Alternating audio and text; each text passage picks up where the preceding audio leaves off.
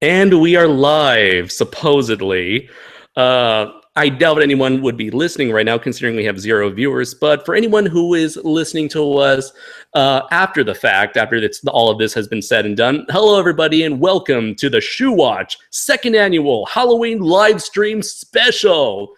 Yep, just like last year, I decided to host another Q&A, freeform conversation style live podcast, just like once again for this year's Halloween spectacular, or spooktacular, as everyone likes to use that label. And I am not here by myself. I'm here with my very good friend, who I haven't talked to in ages, or at least what feels like ages. Give it up for the one and only Jacob Baker, the Kaiju Maker, aka Atomic Stick Figure, aka that one guy who made the Hyper Godzilla suit. Silver Shamrock, you saucy bitches. Merry happy Halloween, Halloween, Halloween, merry happy Halloween. Silver Shamrock. Yep. I actually watched that earlier today. And just really? For this.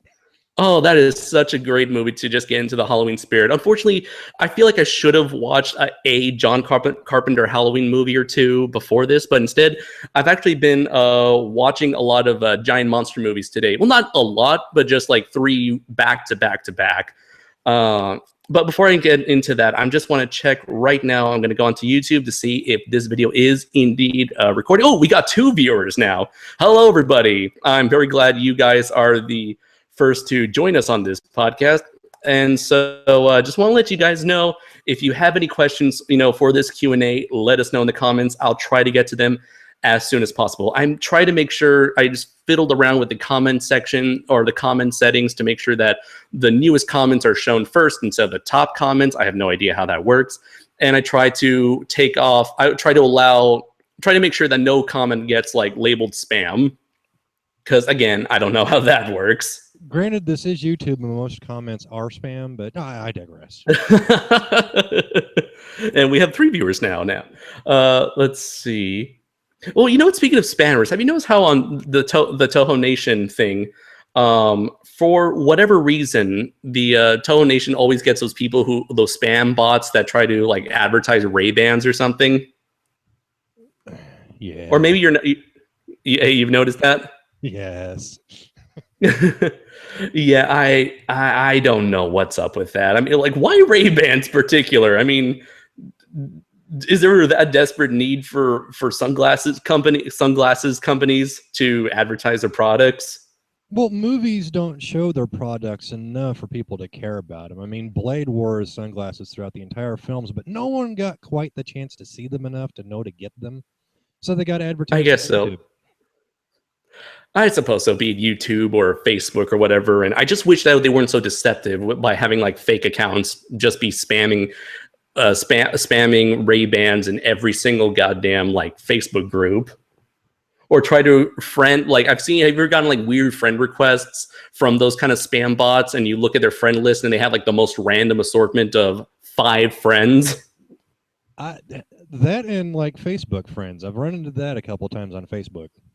Yeah, that's exactly what I was talking about. Like Facebook, you look at their friend list and you see a lot of suspicious stuff.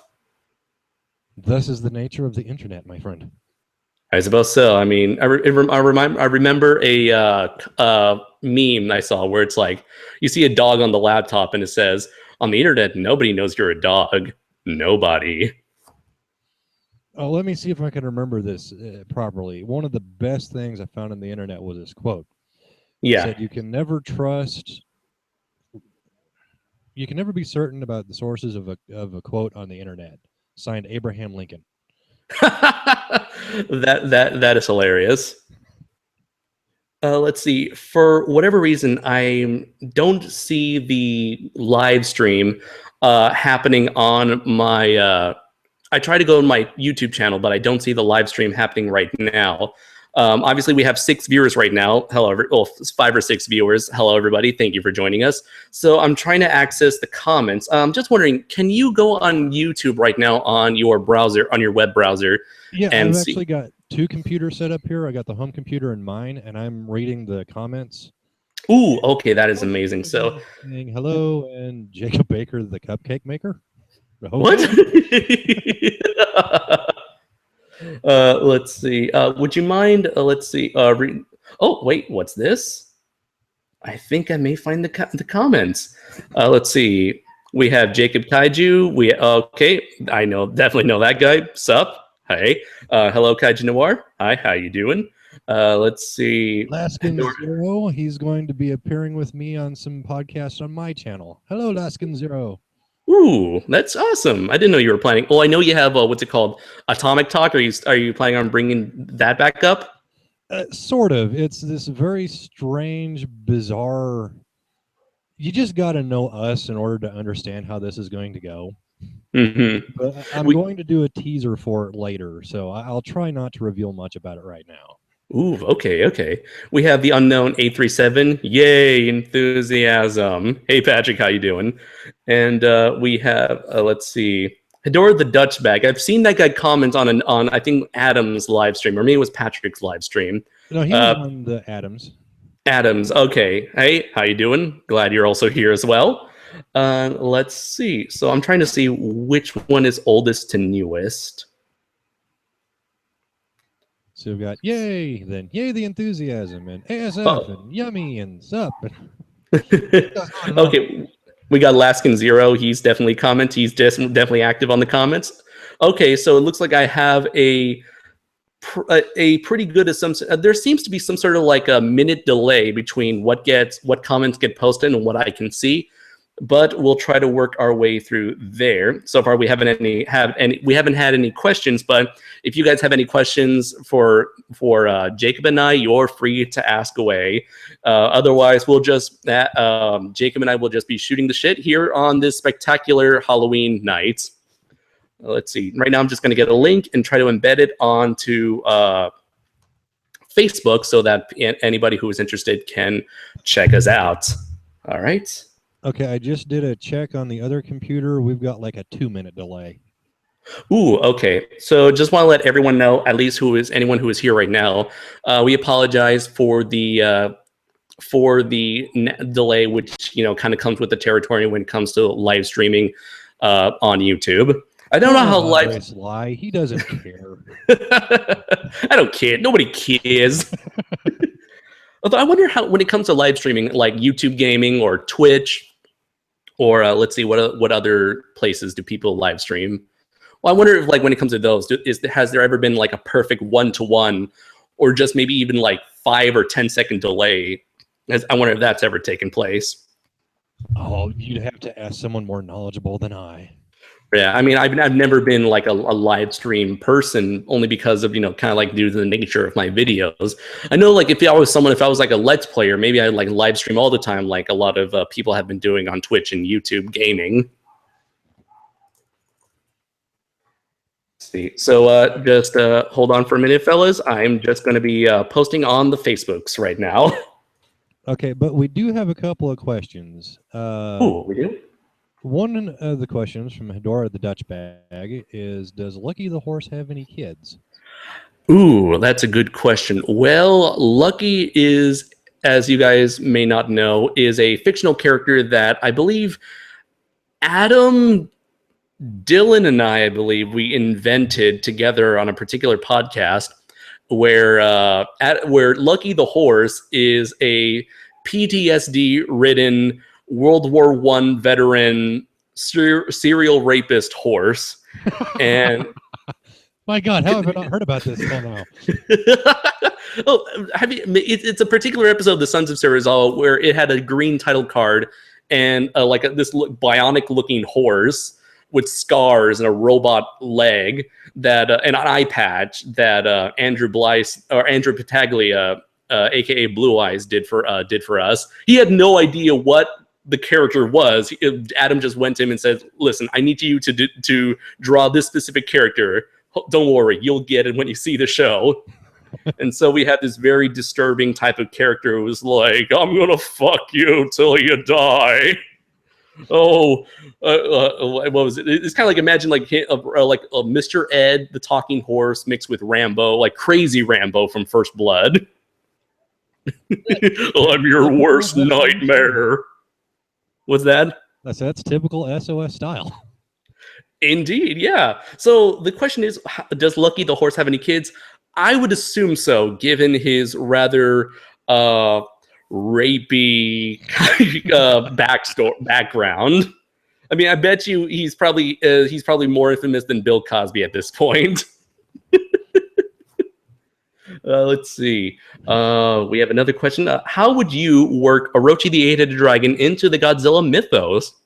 I just That's a have good him show up, just bam, and he's just all out, just destruction. Might be like an upgraded version of Kaiser Ghidorah. Uh-huh. That would be how I'd work him in. How I would do him, pretty much exactly how King Ghidorah was worked into GMK, where GMK Ghidorah was essentially an adolescent Orochi, basically, and Which where that was a brilliant reference. Absolutely. I mean, it's like three-headed dragon, eight-headed dragon.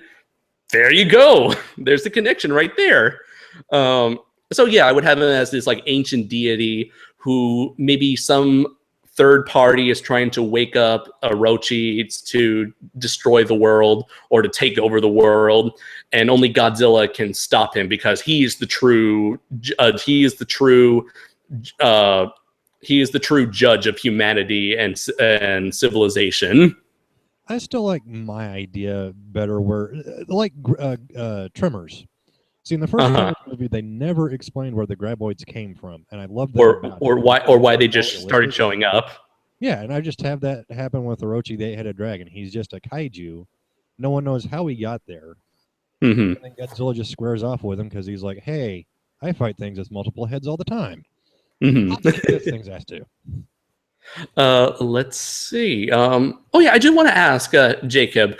I know we kind of talked a little bit about Orochi in the past, but considering how I finally released my review recently of Orochi the Eight-Headed Dragon, I want to know what was your particular thoughts on the film itself, and what are your thoughts on Orochi in particular, like Orochi as a kaiju and as in terms of like the monster itself and in terms of special effects. Well, first off, special effects wise, I thought it was very well done. The only issue I had was with how the legs were operated, because they were really stiff. And if you see the behind the scenes where they actually showed them building the suit, they're literally operated with 2x4s, and just his leg movements bug me. But outside of that, I mean, it's a fantastic design overall. I've never really been fond of multi-headed kaiju, to be honest. I do like the Orochi design.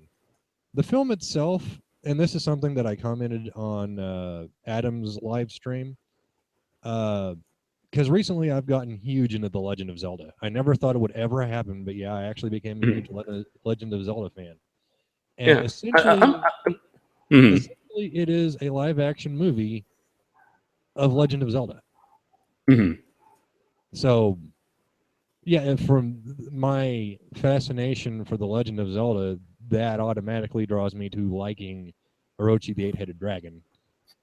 But all in all, I do enjoy the film. I mean, I'm not really one for the mystical, supernatural stuff, but it's a fairy tale. And in that terms, it worked fantastically. Okay, so let's see. Oh, so Orochi was a suit for a fact? Yeah. Like there was like a person inside. Like I'm sure there was like puppetry to work the heads, but there was an actual individual inside that body.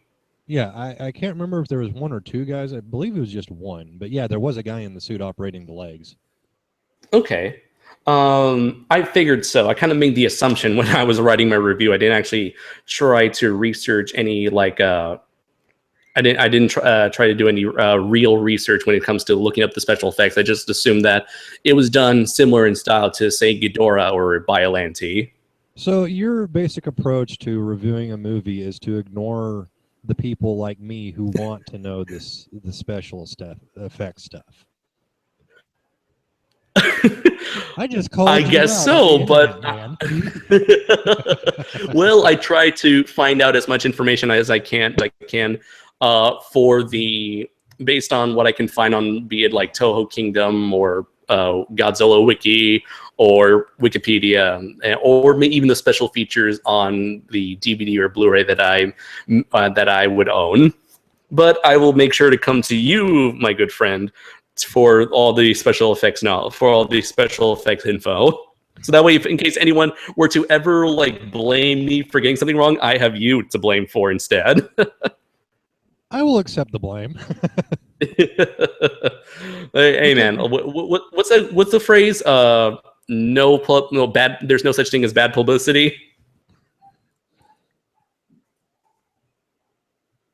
There. Publicity is still publicity, man. Yeah, exactly. Yeah. Let's see. I'm just gonna be still sharing the links right here. Oh, which reminds me, since you also did a review for Gunhead, you didn't Yes. bother looking up the special effects for that movie either. Unfortunately, I did not. I just had what all I had was just I was just basing it directly off of what I saw in the movie itself. All I knew that this was like Koichi Kawakita was involved, and that was it. So no commentary about the fact that they actually made a Gunhead suit?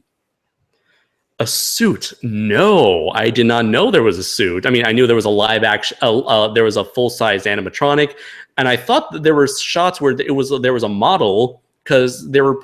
I thought there were portions where there was models involved. Yeah, there was like, I want to say like 3 different models. There was like the hero model, close-up model, and stunt model. There may have actually been more, but there was also a suit that they used for the close-up shots with the fight between Gunhead and the other big robot in it. Let's see, was it Aerobot? Yeah, it was Aerobot. Yeah, Aerobot. It's like the close-up shots where it's sort of like doing this weird jerky like punching motion. That's actually the guy in the suit. Yeah. Oh wow. Okay, that's very interesting. I definitely give Kawakita's team credit for adding more techniques when it comes to portraying those robots, and I humbly apologize for leaving that information out of my review. You got to know your audience, man. But does anybody really know that much about Gunhead? I mean, it's not really that mainstream of a film, right? I figured like they'll just take my word for granted. Yeah, I will agree with that. I mean, it's sort of like Zaram. The only people who are going to know about that movie were the people who watched it back in the day when it showed up on Sci-Fi Channel, which I was one of those. Yeah. People. Oh, that you reminded me. I still need to watch Zaram. Watch the movie. I know. Like the first, I think the first time I had you on the Shuwatch podcast, you were like, "You haven't seen Zaram?" I'm still like that. Yeah. I don't blame you, my friend. I don't blame you at all. Let's see. Podcast is now live. All right, just about to post this onto Toho Kingdom. Let's see. I guess we should pay some attention to our actual commenters. Absolutely. Okay. Let's see now. I think the next. Wait a minute. Oh, we got quite a number of comments. Let's see. Lucky the Horse, we answered that. Jacob Kaiju asks, which zombie show do you two prefer, The Walking Dead or Z Nation? I have never seen Z Nation. I'm going to go with Walking Dead. I'm going to defer to Jacob because I have not seen either. Unfortunately, even though I've heard a lot of things, both positive and negative, about The Walking Dead, all I know is that Z Nation is just a recent show. Is it even a web show or a TV show? I'm not sure, but I've heard about it. I've heard the name being dropped this year, and so I haven't watched either. I haven't had the chance to watch that many television shows. All I've seen were, let's see, Gotham, Better Call Saul, Steven Universe. For a little while, I've been watching reruns of Tron Uprising on Disney Channel. Really great show. I mean, it's so unfortunate that show was only canceled after one season. Let's see. I'm sure there are a couple more shows, but I'll remember it along the way. But unfortunately, The Walking Dead nor Z Nation have been those shows that I've been following. You need to watch The Walking Dead. At least the first, I'm going to say 3 seasons. I've heard of that. I know, like, what was it? It was Adam, who mentioned that it was like after a certain point where it kind of started to get dull and boring. Yeah, it does, because the first few seasons it's like it's new, it's fresh, but then it gets to a point where they're basically going through the same motions just in a different location. Mm-hmm. I see. I mean, like, wasn't there like a part of the show, or like there was at some point the protagonists were just like hanging out at a what'd you call it, at some like farmhouse or something for an extended amount of time. Well, the second season took place at a farmhouse, and then seasons 3 and a part of 4 took place at a prison. I And see. then it was like after the prison, they just keep going from place to place. I haven't seen any of the new season because I wait for it to come out on DVD before I watch it. But the last place they stopped at, it seemed like they're going to be there for a while, but not having seen the new episodes, I don't know. Okay, all right. Let's see. Almost done posting. Just gonna post on the SOS network homepage. What is our next question? Let's see here. We have Jacob Kaiju asks, who would win, Lucky the Horse or the Gay Yeti? Both are rather infamous serial rapists. That is a good one. Okay, just from what you've told, and I assume he's talking about the Gay Yeti from Yeti, a Gay Love Story. Exactly. Who else would an SOS fan be referring to? All right. Well, okay. After sitting through Zazubar's review for the Gay Yeti movie and hearing the wonderful backstory for Lucky the Horse, I'm gonna have to side with Lucky the Horse on this, just out of the fact that there's actually something going on with that character. Okay. I was going to say maybe a Yeti would have the physical capabilities of beating a horse into submission, then followed by a good old fashioned raping, but I think rape jokes. Robo horse with PTSD. That is true. You don't want to fuck with any sort of creature that is capable, that has PTSD. It may, I guess Lucky. Let's go with Lucky. Plus, there's a little bias considering that's our creation.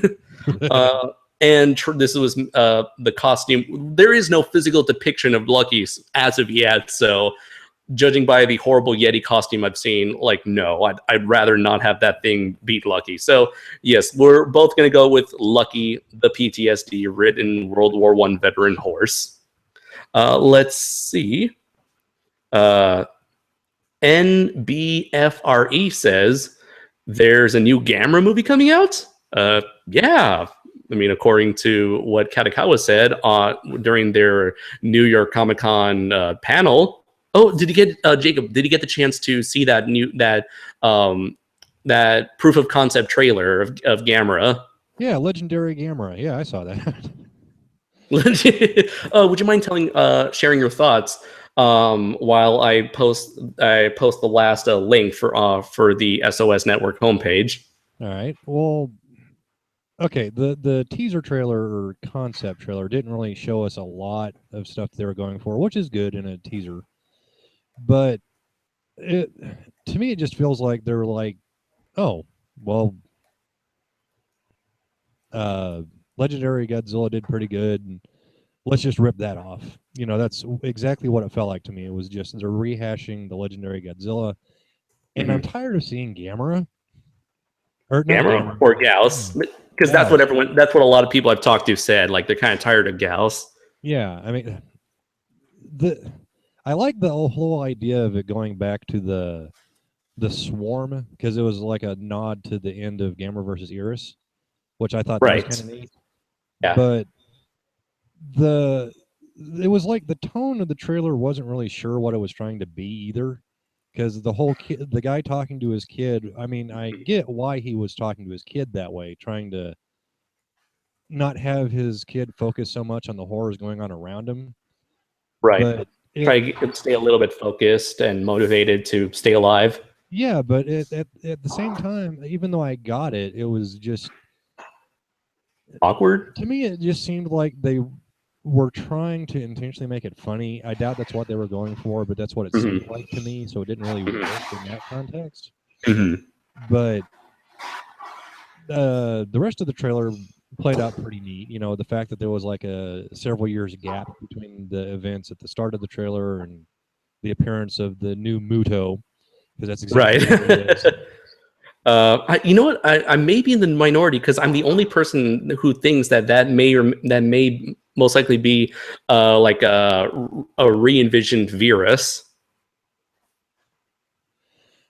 Because like the first thing, yeah, like the first thing you see coming out of that building are tentacles, and it's pale skin and has a pointy head. And then it shows up in the frame, and it's obviously a Muto. I guess so. uh, I guess. I mean, Yeah. all in all, I'm excited to see what they do with it. I mean, Mm-hmm. I'm all for a new Gamera movie. I've always been a huge fan of Gamera, so I say bring it on. Yeah. Let's see. I definitely go more. I'm going to be going more in depth with the Gamera trailer in a future episode of Shuwatch, where and Shoma and I discuss the history of the Gamera franchise, and we also talk about the Gamera trailer in the next episode or the upcoming episode of the Sons of Serizawa podcast that I hosted in Bill's absence. And so I'll, if you want to know my thoughts, you can check out those things. But basically, I really love the trailer. I wasn't bothered by the CG. And I think it was a nice blend of different elements seen in other Gamera movies. We had familiar kaiju, we had a new kaiju, we had familiar elements such as the kid. Yeah, we kind of had a dark, more mature storyline going on. And we have a really great, very faithful looking Gamera. And like I said, I wasn't bothered so much by the CGI. As long as the final product doesn't look like Attack on Titan. I mean, I'll give the filmmakers, I'll give Shinji Higuchi credit for doing what he could with the special effects for at least the first movie, because I wasn't able to see the second movie yet, so I don't know if I'll be able to review that movie by the end of the year, but I just hope it's better. You guys probably already seen my review for Attack on Titan, but I just hope that the CG ends up being better executed than in Attack on Titan. So I haven't seen anything Attack on Titan yet. That's my shame. Your shame is the Zoram. My shame is right. Attack on Titan. I know the thing. No. Awesome. Yes, it is. Oh, so you haven't been exposed to any sort of Attack on Titan medium? No, I was about to buy the Blu-rays at VisionCon last year, but they had Samurai Pizza Cats, the entire collection, and I much preferred that. Well, I wouldn't doubt it. I mean, I'm assuming this was a show that you personally grew up with. Oh, Samurai Pizza Cats? Oh yeah, that came out when I was a little kid. Yeah, like that's my shit right there. I would not. I would completely understand your choice for doing that. Well, hey, I also walked away with the complete Giant Robo Day the Earth Stood Still. Ooh, that's just wondering. Did you get the box set that had 4 DVD packages, or just this one single package with 4 discs inside? No, I got the whole series complete with the Jinrai special. Okay, I got the. It was just one DVD case. It was like, I think it was called the slim packaging, where it was one slim. It was like one single DVD package with all 4 discs inside, as opposed to a cardboard box with all 4 volumes, or all 3 or 4 volumes. Well, the dealer that I got that stuff from, I got a bunch of stuff from him. He sold specifically out of print discs. So like the Giant Robo is pretty. I think it was that was ADV, right? Or whatever it was. I'm sure it's out of print. Yeah, it was ADV. Okay, yeah, but if you guys love giant robots and you love old school like anime art styles, like the good old like Astro Boy days, I highly implore that you check out Giant Robo the animation, or as it's also known, Giant Robo the Day the Earth Stood Still. It's 7 episodes long. Each episode is roughly 50 minutes long, about an hour long, and trust me, you guys will enjoy it. It's everything that was amazing about old school anime, all wrapped up into one epic show. You're not getting to the main selling point, though. It is a homage to the works of Shotaro Ishinomori, who is not only responsible for Giant Robo, but Tetsujin 28 and a plethora of others. Mitsuteru Yokoyama, because Shotaro Ishin. Yeah. Yeah, because Mitsuteru Yokoyama, he was the guy who kind of invented or kickstarted the giant robot genre with Gigantor, Tetsujin 28, Giant Robo. I think he created a lot of like ninja and samurai and a whole bunch of other like magical girl, I think, even like started a whole bunch of different genres. So they took all those characters from all those different genres and just mashed them into one big OVA series. So that's what I liked about Mazinger Z-Hen, was that it was like they just crammed all of Go-Nagai stuff into it. Sometimes it's like Batman references, but they're definitely there. Yeah, because like I think the English title is called Mazinger Edition Z Impact. I refuse to call it that because Edition Z sounds stupid. So, but Mazinger Z Impact, I know that's been available for quite some time on DVD. It was put out by the same company, Discotech, the same people who put out Cutie Honey, the original Mazinger Z, and even Shin Getter Robo versus Neo Getter Robo out on and Devilman all on DVD. I've been meaning to get that. Don't skip Devilman. No. Yeah, I certainly don't. For a fellow Go-Nagai fan, I will certainly never skip over Devilman. I mean, you're the guy who introduced me to Devilman. That's right. Yeah, and now hopefully in the near future, not near future, but further in the future, I do plan on doing the Devilman retrospective. Thanks to you, my friend.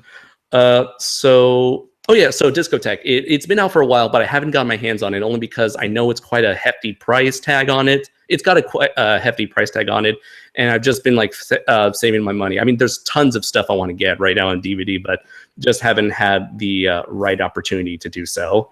So let's see. I believe I have posted the last of the links on Facebook. So let's move ahead.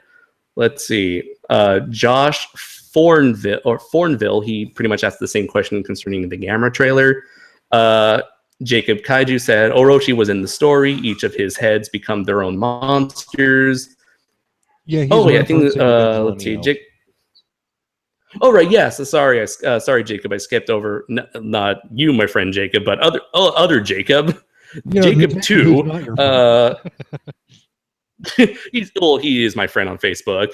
He's let's see. Jacob Kaiju says, "Ever heard? Hey, and I think he's referring to another commenter about Godzilla Neo. So it's like, yeah. I mean, obviously, for you and I, we know that Godzilla Neo was that fan project that Matt Frank did like years ago on DeviantArt, well before he started working on Godzilla comics, and that was what introduced me. That's what introduced me to Matt Frank's artwork, Matt Frank's work.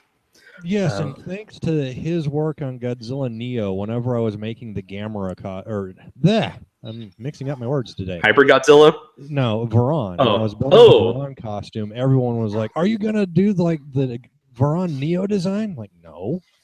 He's got a raptor claw. No. I think I may have seen an alternate version of Neo Varan, which didn't have the raptor claw, but even still, I can only imagine what the trouble it would take to build those gigantic wing flaps. Which we actually tried to incorporate into the suit. We just couldn't figure out how to do it. Right. Let's see. Hedora the Dutch Bag said, question, what are your thoughts on Grand King Ghidorah and Cretaceous King Ghidorah? Plus, what is your opinion on Orga? I'll let you start, Jacob. Okay, Orga, awesome, no matter what. I love that character. Mm-hmm. A huge Orga fan. Going back to the Ghidorahs, I love the Grand King Ghidorah design because it was this very awesome homage to the classic Ghidorah, which is what I wanted in the 91 film. So yes, I love that design. The Cretaceous King Ghidorah, it's an all right design. It serves its purpose because it's essentially just a pup version of Ghidorah, and it looks like that. Mm-hmm. It was just, I think the wings were too small, honestly. I'd see. Yeah, I can see that complaint. Let's see. So for my personal opinions, starting with in the same order as you, Orga, I love the character. I mean, I have a lot of nostalgia considering it was like the only Japanese Godzilla movie I ever saw in theaters. So I have a lot of nostalgia for Orga. I love it as a creature. It's this like purely this like very alien, like very foreign, very tragic character where it was horribly mutated beyond belief. And so it's kind of, it has a very villainous appearance. I love its look, its large hands. My only problem with the suit is that it looked very immobile, and it didn't. They couldn't. I feel like the suit couldn't. They couldn't execute the hands as much as I would like them to do. I mean, he has huge 3-fingered hands, yet his hands are immobile, and he could just use them. He just like blindly swung at Godzilla like if they were just giant trash bags. He was holding giant trash bags. Well, that's in keeping with the whole him being a misshapen deformity. That is true, yeah. But I feel like there could have been. I feel like if they took more time to do the special effects instead of rushing it out a year after Godzilla '98, they would have spent more time developing this uniquely proportioned monster to give him a more functional functional suit. Let's see. As for Grand King Ghidorah, I love the design. Very bright, very flashy, over the top. But just like a lot of Koichi Kawakida's designs for the suits and puppets, it's like it's a lot of what would you call design? It was a lot of aesthetic over functionality, where it looks great, but it didn't really perform all that well, especially when it comes to the wings, which, from my recollection, because it's been several years since I've seen Mothra 3, I remember moments where the wings didn't move at all, and there were points where Grand King Ghidorah would just turn around 180 in the air without moving or flapping its wings whatsoever, as if it was like just purely levitating. And that was my biggest issue with the suit itself. Love the design, not a big fan of the functionality of the suit. And as for Cretaceous King Ghidorah, I feel like it's a really interesting and unique take on King Ghidorah, where they kind of give him a very European dragon-like design. And actually, as a nice little bit of trivia, the blue side horns on Draco Azul's helmet were actually based on Cretaceous King Ghidorah's horns. And so, yeah, like that crown of horns that Cretaceous King Ghidorah have, I based Draco Azul's blue helmet horns off of that. And then I started drawing it and completely botched it up, and now we've got what we've got today. No, I really like that. It's like taking a basic idea and then going off in your own direction and making it your own thing. I mean, that's kind of like what most people do when it comes to like creating original products. They just take what they love and putting a new spin on it, and that's what I love what you've done in all of your depictions of my mascot, Jacob. Except for the early days where he looked like a dwarf. Which you can see in the title card of the very first appearance on Jacob's very first appearance on our podcast, on this podcast, ladies and gentlemen. I'm not happy about what I did, and I apologize to everyone. No, it's still better in a future drawing, and then Andres can use that, and then I'll stop feeling the tremendous amount of shame that I have. No, it's all right. I mean, it's like, you know, kind of looking for like trying to, like, if you look at it as like a chibi, almost like SD type like take on Draco Azul, I believe it works. And plus, you know, you've obviously more than made up for that. I mean, look at this title card that we have right now for the Halloween special. We have Draco title card because I made him look human. Well, still, it's kind of ironic you would say that, because I think you mentioned before how you're like, you don't feel as comfortable when it comes to drawing like human proportions, yet you're able to pull off Draco Azul like almost perfectly here. No, it's okay. Human proportions I'm fine with, because I actually love drawing people. It's just that he's supposed to look like a Go Nagai mech, and even though I can mimic his style when it comes to like people and demons and stuff like that, for some reason I've never been able to get the hang of his garbage can robot designs. Okay. Well, again, that's also kind of funny considering how I based Draco Azul off of those garbage can designs or cylindrical designs. Oh, but going back to our previous conversation with Ghidorah and Orga, right? Have you read the manga based off of Godzilla 2000? Unfortunately, I have not. The closest I have gotten to reading the manga is reading the translated bits on Toho Kingdom, and from what I've seen, it looks very interesting. And I love that they go more in depth into the backstory and motivations of the Millennium/Orga. Well, that's your comment earlier about him being a very tragic and the fact that he's deformed is brought even more to the front in the manga because they literally the race itself tries to manifest, and right when they think that they're about to attain their humanity, I guess, again, that's when it all goes wrong and the G cells take over and then they turn into Orga. That would have been really cool to see in the movie. Right. I mean, although I'm wonder if if they would have been able to perform. I mean, no, the Millennium itself was CGI. It was basically like a CGI jellyfish, basically.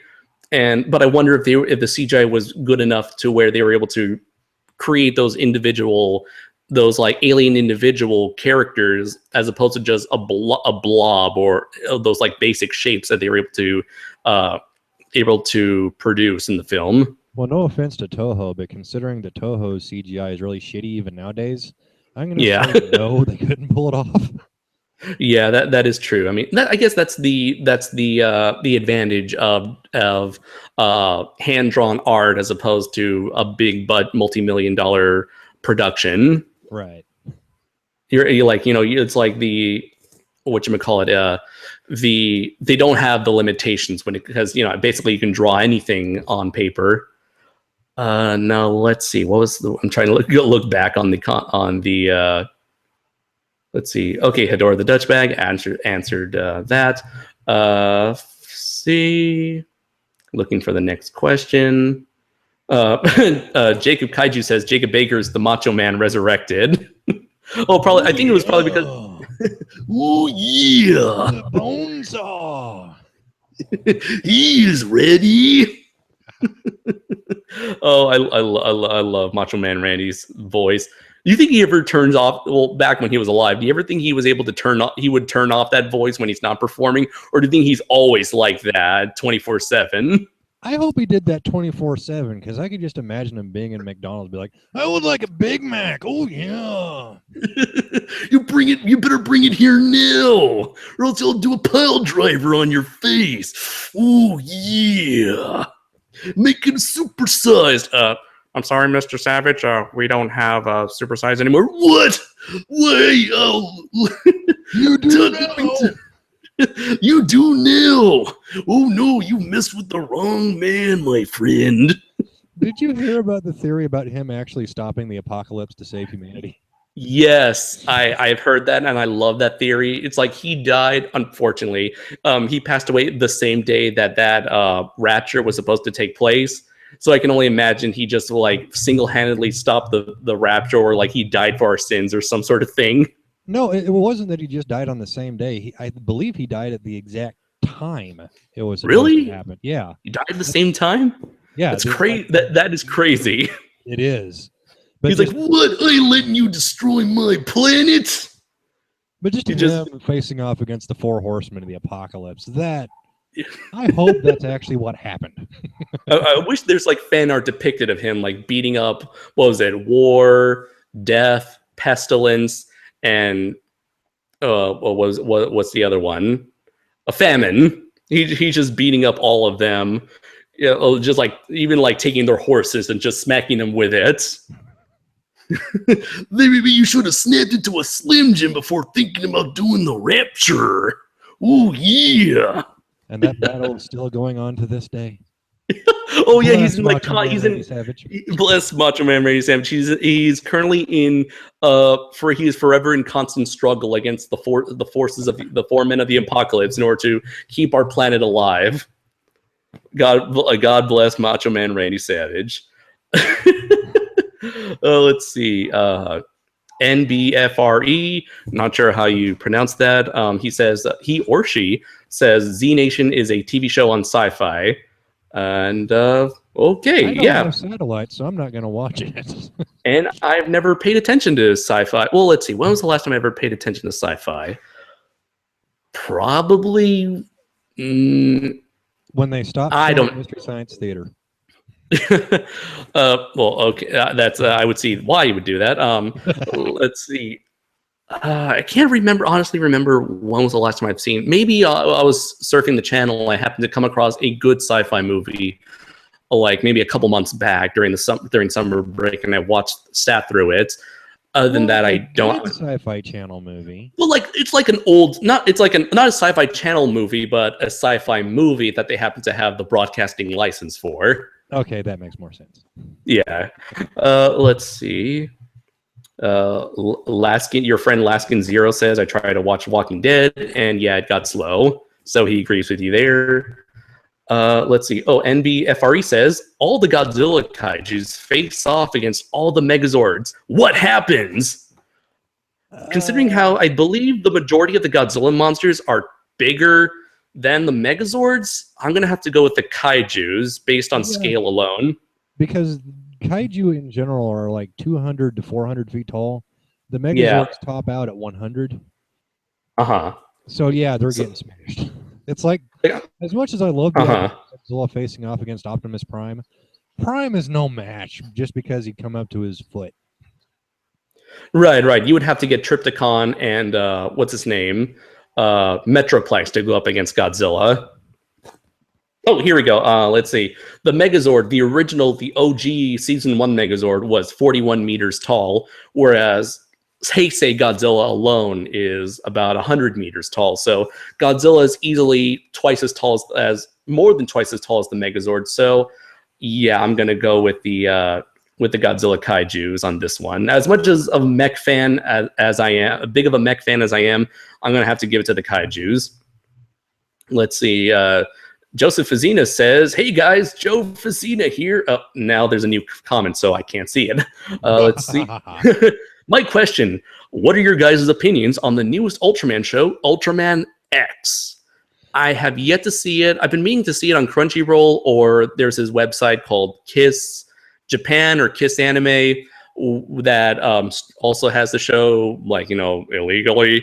I've been meaning to check out the show, but haven't had the time to do so. I've been spending most of my time watching Gundam Build Fighters, and I haven't had the chance. But I know Dylan, aka Super DM64, he's been watching Ultraman X, and he's been enjoying the hell out of that show. So I'm going to be going by his word, and it seems like Ultraman X seems to be doing a lot.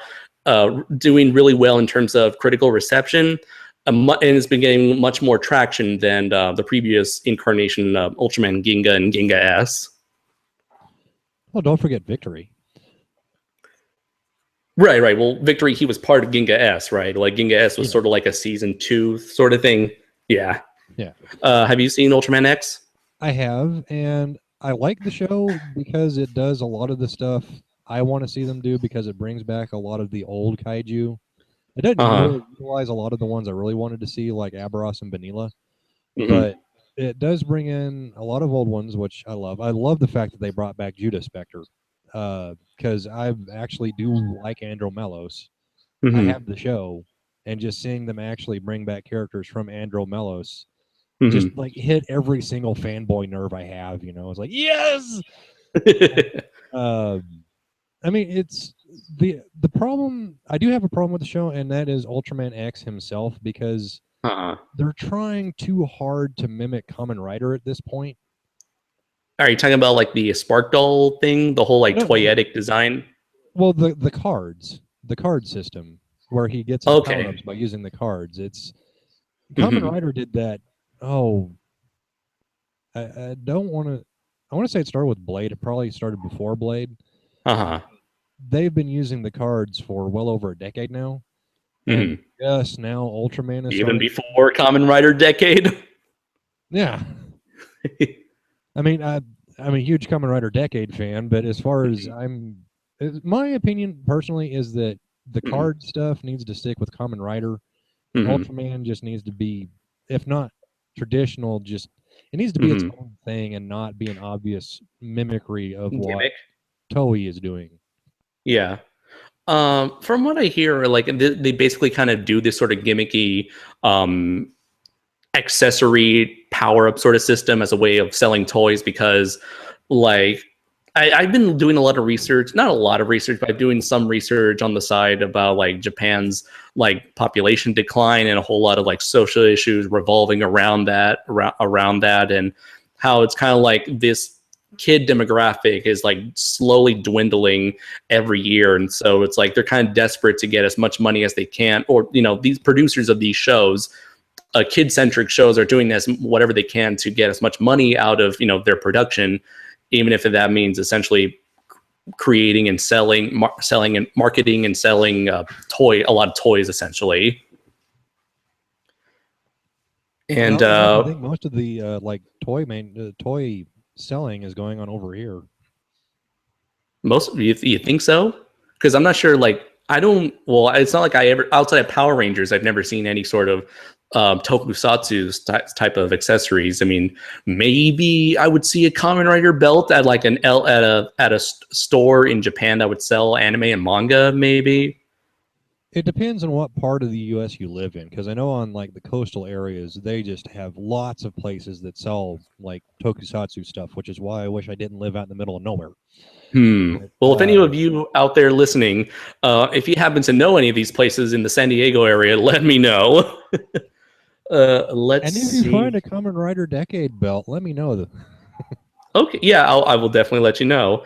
Let's see. Hedora the Dutch Bag.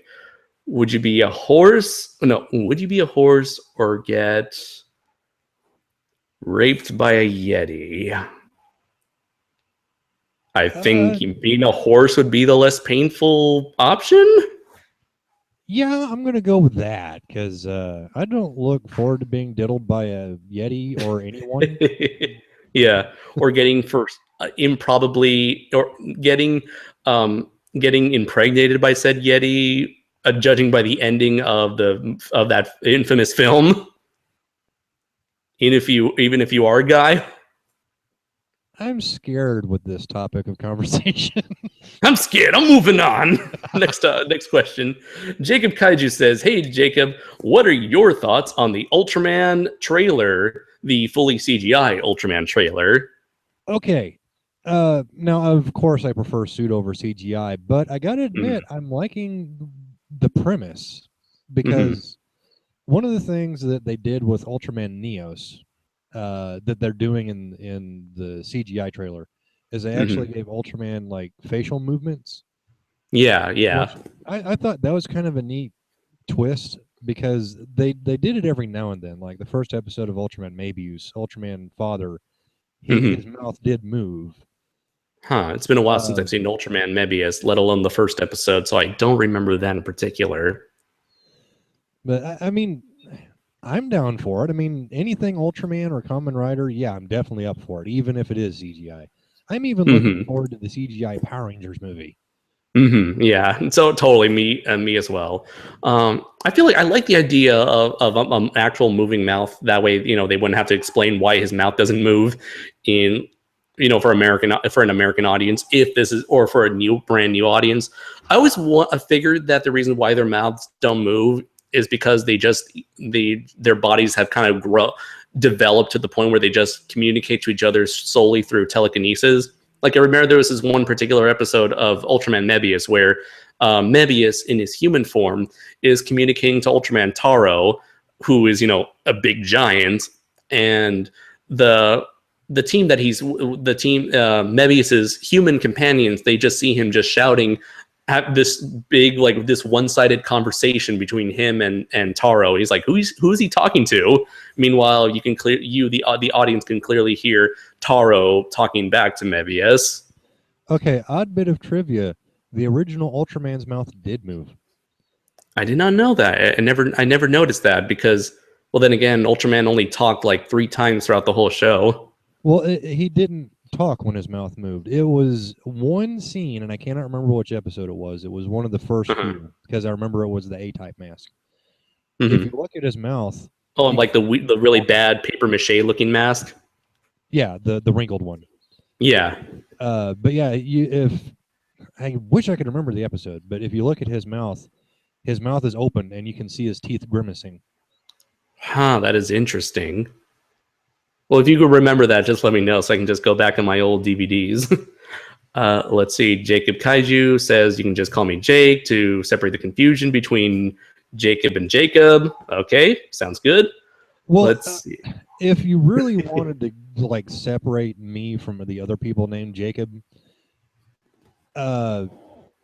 everyone around here calls me Kyle because Right. that's my middle name. Yeah. So you could call me Kyle, but it's just really confusing to me because Yeah, only everyone because outside of Arkansas calls me Jacob. right, and I've been calling you Jacob for like what, a year and a half at this point. Something like that. Yeah. Let's see. Matthew Bennett says, "All right, I'm here. Where are the bitches?" Unfortunately, I don't You believe there are no just bitches missed them, here. man. I mean, they were in the hot tub, but then they had to go out. Sorry, dude, you just missed them. You know, it's Halloween. The bitches are probably already at some big fancy, Halloween party while they're dressed up in their slutty costumes downtown. This is not a live stream is not the place to go for your bitches. Nor the internet Okay, in general, when you think about it. true. Let's see. Ooh, NBFRE says, "Did you ever watch Toho's Chosation series? I'm wondering if he's referring to the kind of Power Ranger or the Super Sentai Kamen Rider esque superhero movies or TV show that Toho made during like the early 2000s. No, I have not. I've seen like posters. It looks interesting, but I have had no exposure whatsoever to their own like tokusatsu superhero stuff outside of Zone Fighter. Yeah, I'm lost here. Have you ever seen anything that looked like Kamen Rider come out of Toho, basically? I don't I'm gonna know I'm gonna who go I'm released gonna it, go, but the only thing I can think of, even remotely Kamen Rider esque, would be like Lion Maru or Tiger Mask. let's see. Let's see. I'm gonna try to see if I can find a link, like maybe some sort of link, and I'll send it to you over Facebook. Let's see. Maybe this could be it. Oh no, could be. Not sure. Most likely not. And I'm gonna copy the link and send it over to you through Facebook Messenger. And then I'll go over to Facebook Messenger, and it'll completely destroy the computer. Or you said you have two computers right now, right? Yes. Yeah, so it's like this computer is the Google Hangouts and Facebook, and then the other computer is the actual like live stream so that I can read the comments. Right. Thank you very much for doing so. Let's see. Bup, bup, bup, bup, bup, bup, bup. Sorry for the dead air, people. Let's see. Yeah, you people have us looking stuff up because we don't know it right off the top of our heads. So this is your fault. NBFRE says, "I'm a man and you can call me Danny." All right, Danny. Thank you very much. Let's Right, see. Let's see. Andrew Blue Eyes says, "Hey guys, sorry I couldn't join due to trying to upload Hills Have Eyes review and stuff tomorrow. But here's my first question: how do you think a film adaptation of The Four Horsemen look like?" If you're talking about like the actual Four Horsemen of the Apocalypse or Yeah. the Marvel Four Horsemen, Well, wouldn't Angel from X-Men be one of the Four Horsemen? he was later. I forget which one he Yeah. replaced, but I think it was Death. Maybe Death, because Death is like the only one that people really care about. No, Death and War. Because if you think about it, you have like pestilence and famine. Like you have one dude who can make your plants die, and another dude who makes you sneeze to death. So they're not as interesting as the other two. granted. Well, as far as like the actual Four Horsemen, look up a show called Sleepy Hollow Mm. because I love the way they depict the Four Horsemen in that. Mm-hmm. Is that the show on Fox that's going on right now? I don't know if it's still on. I think the first season came out a few years back, but in that show, the Headless Horseman is Death. Nice. And I just love that idea, because, well, he's already dead because he's not got a head. I didn't mean for that to rhyme. I don't do this all Yeah. the time. Let's see. I always know like Sleepy Hollow. That was the show that always came after Gotham, but I never watched it. As for the Four Horsemen, you got Death. I imagine him like a cloaked, scythe wielding Grim Reaper type of character. War. Let's see. Let's go for like kind of like more of a modernized mechanical War Machine type of appearance. Maybe like War Machine. Let's see. Pestilence. Let's have him be this very sickly looking creature with all this like very ugly skin that's all like blistered and bruises and all sorts of nasty diseases stuff. And finally, Famine. Let's have him be like a plant creature who just he's like this creature who just digs his hands into the roots and just like absorbs basically kind of does what Death Ghidorah does in Mothra 1, just absorb all the like the life from the plants until they all die. I don't know. I'm just thinking off the top of my head in like comic book fashion. Reimagining these Four Horsemen as like in comic book fashion. Wait, we already had the perfect interpretation of the Four Horsemen of the Apocalypse, the Cult of Skaro. You're right. Yeah, okay, they're all basically Daleks at this point. There's your Four Horsemen. Let's see. Favorite Wes Craven film? I'm sorry, Hedora the Dutch Bag. Haven't seen any Wes Craven film outside of the original Friday the 13th, so I'll default to that. Okay, what I'm about to say is going to be really hypocritical considering a future conversation we'll have if we talk about G-Fanis. But my favorite Wes Craven movie, oddly enough, is Deadly Friend. And that is a movie that Wes Craven does not acknowledge even making. Oh, so it's just like from his early days as a filmmaker that he's kind of embarrassed of? Right after Nightmare on Elm Street, the first one. And what he wanted to do was make the story based off of the book he decided to adapt. But the studio forced him to go all supernatural horror with it. So the film itself is not what he wanted, and it would have worked a lot better if he got what he wanted. But as it is, I kind of like Deadly Friend for what it is. I mean, the ending is really stupid and makes no sense, but yeah, the concept behind the film, I won't spoil it in case you guys want to look it up, is really cool.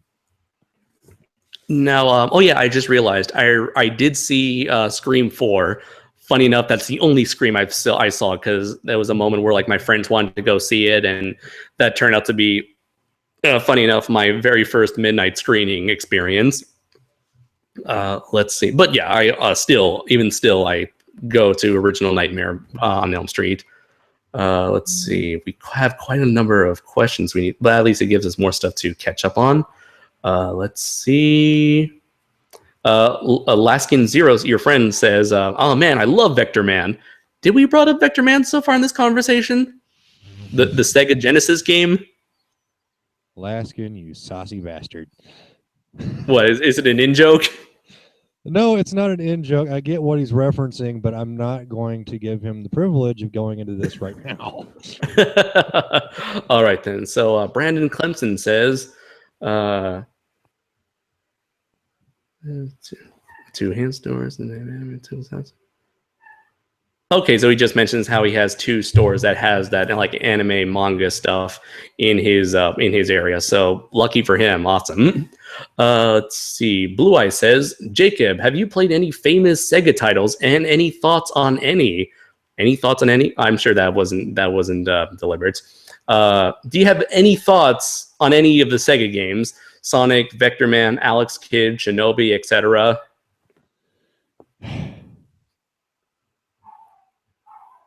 All right. Well, since now I get why Steve brought up Vector Man last game. I will agree with my friend here. Vector Man was awesome. But honestly, Sonic the Hedgehog, I never really got much out of him. Alex Kidd never played it. Shinobi, the remake that came out, I want to say like late 90s. I loved the remake. I never did play like the classic Shinobi, but I did like the remake. It was hard as hell, but awesome. Let's see. Altered Beast. I could never really get that far into it. Golden Axe. I think I played it once, and it just wasn't my style of gameplay. Streets of Rage. Okay, that one, yeah. Awesome thumbs up here. What was the first Knights game called? Nights into Dreams. I think that was a Sega Saturn game. Yeah, I never played that one. Let's see. Virtual Fighter. Okay, when it comes to fighting games, I am either Tekken, Mortal Kombat, or Street Fighter. All right. I don't know. Not many people even like. That's a Capcom game, right? No. That's Soul Calibur. Like, who made Soul Calibur? Konami. Yes, thank you very much. Same people. Let's see. Very true. Let's see. Trying to think of like big Sega properties, but then it's kind of hard to think about a big Sega property because Sega just relies on Sonic as much as Nintendo relies on Mario.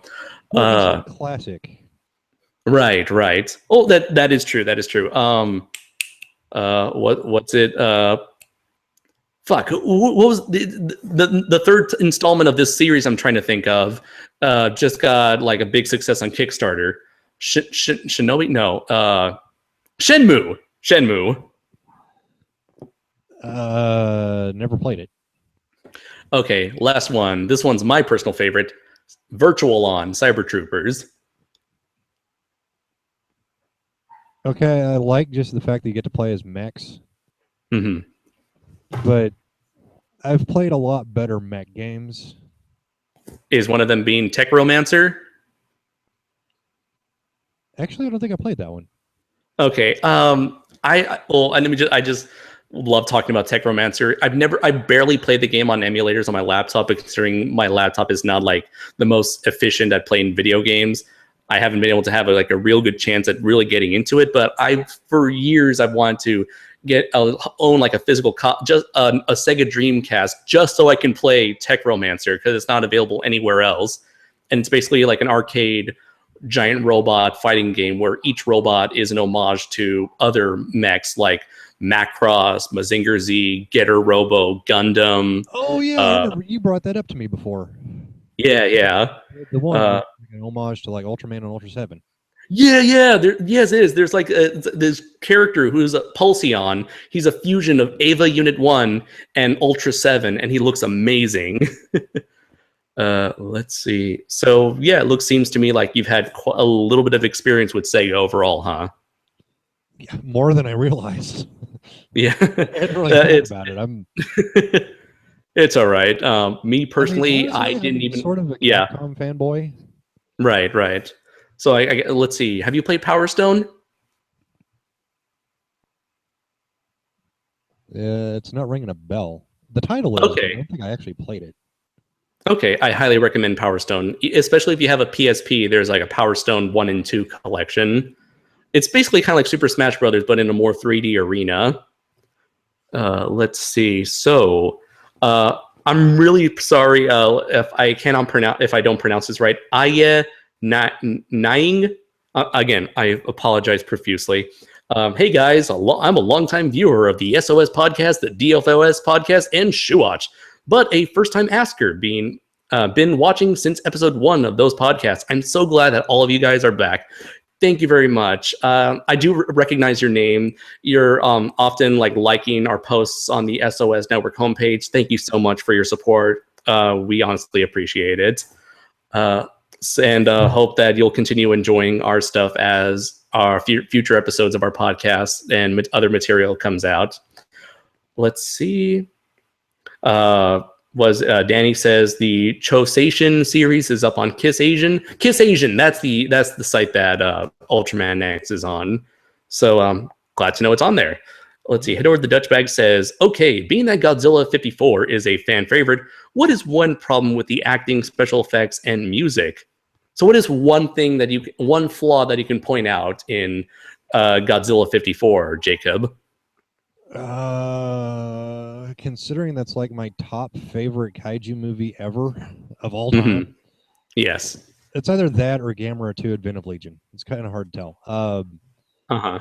I can't really think of any problems I had with it right off the bat.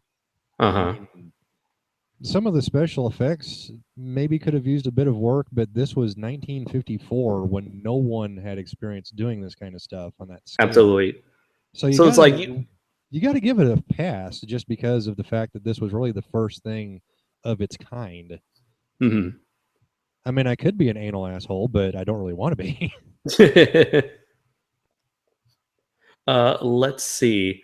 One thing you could point out to, I guess, off the top of my head, would be the Godzilla hand puppet. In that the art, it kind of the proportions and the whole style of the puppet used for close-ups doesn't look like the suit at all. Really, I mean, it doesn't really bother me except for the hands. I had like really stubby arms attached to the puppet when really I think they could have just easily just made a puppet that just encompasses the head and the shoulder, the neck and shoulders. They Which didn't is have. a bit of trivia for the Hyper Godzilla. His Mm-hmm. fangs protrude forward because we based them off the puppet from the original film. Cool. Let's see. So I guess that's something. That's something. It's something, that one meme. Let's see. Brandon Clemson says, "Have any of you seen Devilman Lady, or Devil Lady as it's known? And what's your opinion on it? Love it, love it, to be honest." Yes. I haven't seen Devil Lady, so you being the bigger, more experienced Go Guy fan, I'll defer to you. Yes, Devilman Lady is an awesome series because he's using the Japanese name. I'm using the Japanese name too. Devilman Lady is one of the best shows. I mean, it's not a true adaptation of the manga, which it really couldn't be without being X-rated. But I love both the manga Because and the Go anime. Nagai. Yes, because Go Nagai. But the series itself, I love it because it does not try to rehash Devilman. And that's what I love about it the most because he's taking a similar concept So but it's going a different direction. More than just simply a gender swapped Devil Man. Yeah. And I mean, I think